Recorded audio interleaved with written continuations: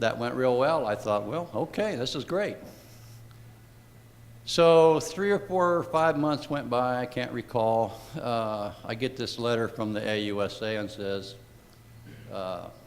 you're being investigated by the grand jury. This is the second grand jury. And so he made the same offer, and I said, you really going to have a meeting with me this time? He says, well, probably not, but the grand jury will listen to you. Good, I want to talk to him. So I improved my packet of information. At this time, for the second grand jury, I included the videotape that Larkin Rose had made. Larkin was kind enough to send me a whole case of tapes. And so I included that. And I also included in this second packet of information rewards that were given for people that they challenged the population to prove that there was a law that required you to pay an income tax, the average person. So I included these rewards, and the total of those rewards amounted to $450,000.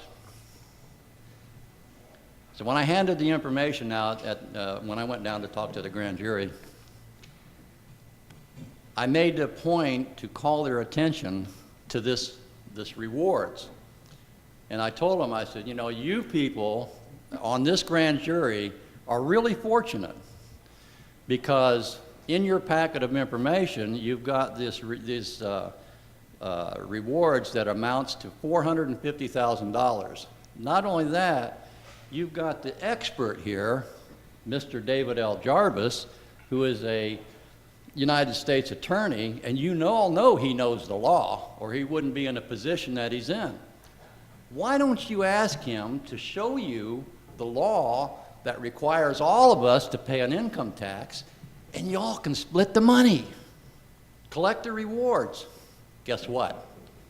They found me, no-billed me. Okay?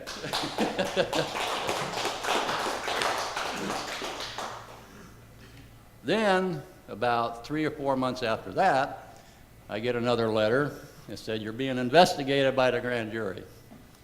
This is the third time. I said, wait a minute, you know, I called David L. Jarvis up, and I said, you know, how can you keep doing this? Are you going to, you know, I've been in front of 2 grand juries now, and they both no-billed me. How can you keep calling me in front of a grand jury? I mean, when is this going to stop? He says, don't worry, it'll stop. Well, when can I come down and talk to him? He says, well, I don't think the foreman, he said, I had a talk with the foreman, and he said, I don't think that the grand jury wants to talk to you. And I said, wait a minute, you know, how can you do this now? You said I could talk to the first grand jury, I could talk to the second grand jury. Why can't I talk to the third one? I said, why don't you go talk to the foreman and tell him I want to come down and talk to him? He said, okay, I'll do that. So I didn't hear from him. I knew when they were meeting. So I went down there 7 o'clock in the morning. They convened at 7:30. So I'm sitting in the basement of the courthouse down there. When they all started filing in, I didn't know which one was the foreman at that time. So after they went in, then maybe 20 minutes after most of them were in the room already, David L. Jarvis comes strutting down, and I stopped him in the hallway. I said, look, I'm here, and I want you to go talk to the foreman and tell him I'd like to have a word with him. Would you do that? He says, okay, I'll do that. So he went right in the room, you know, and I'm sitting out there waiting. About 15 minutes, he comes back and says, well, the foreman said he doesn't really want to talk to you. He doesn't think that you'll have anything of interest to say to him, but he'll come out and listen to what you have to say. I said, great, all right, that's good. So about 3 hours later, just before they were ready to go to lunch break, the foreman comes out, along with Jarvis, of course, and they're standing there, and I looked at the foreman, and I introduced myself and told him who I was. And I said, you know, I'd really like to address the grand jury because I really believe that I have exculpatory evidence to show them about my position about what I'm being investigated for. Excuse me. And the grand jury foreman kind of rocked back and forth, and he looked at Jarvis and he looked at me and said, well, Mr. Simkanin, I don't really think that anything you have to say to us will change our mind. And I looked at him and I go, change your mind? Did you already make a decision? He says, well, no. He says, we haven't voted yet, but I don't think that anything that you say will make a difference in the case then. He said, let me put it that way. So at that point, yeah, I couldn't force myself. So they went to lunch. You know, I did the best I could to try to talk to this grand jury, and I left. That was on a Wednesday.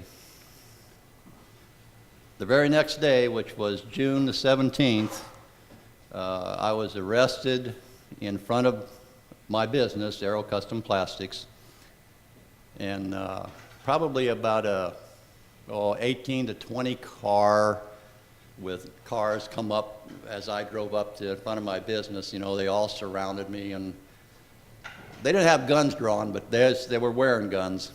And I got out of the car, they put handcuffs on me and took everything out of my pockets, and that was it. They took me down to Fort Worth holding cell, and the rest is kind of history. Until the first trial. Actually, I should tell you that there was one incident that is really not known, and that is they offered me a plea agreement. I thought about it for a couple of days. I had conversations with my wife at the time, and she really talked me into taking the plea agreement. And the plea agreement was, look, you're facing probably 27 years of prison time, and we're going to offer you 3 years, and we will dismiss all of the counts except one. So that was what they were offering. Now I had 31 counts against me. So after the conversation I had with my wife, I decided to go ahead and take the plea. So I signed the plea for 3 years. I'd go into prison for 3 years. About 4 or 5 days after I signed the plea,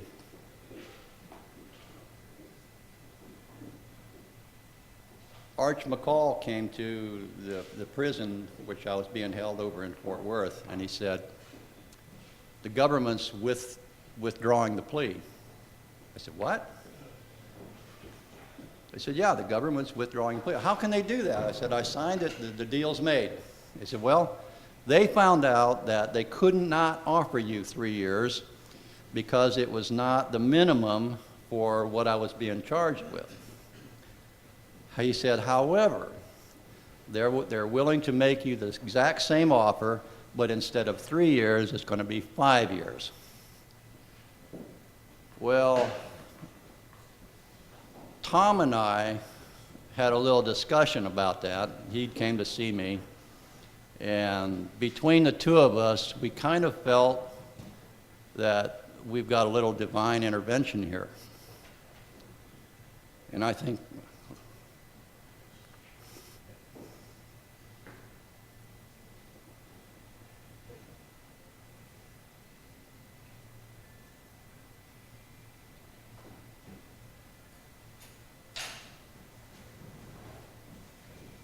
I was just being told not to do it, to go with a trial and just do it.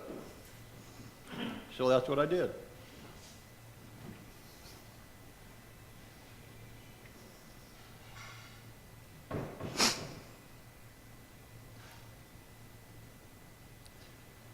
Anyways.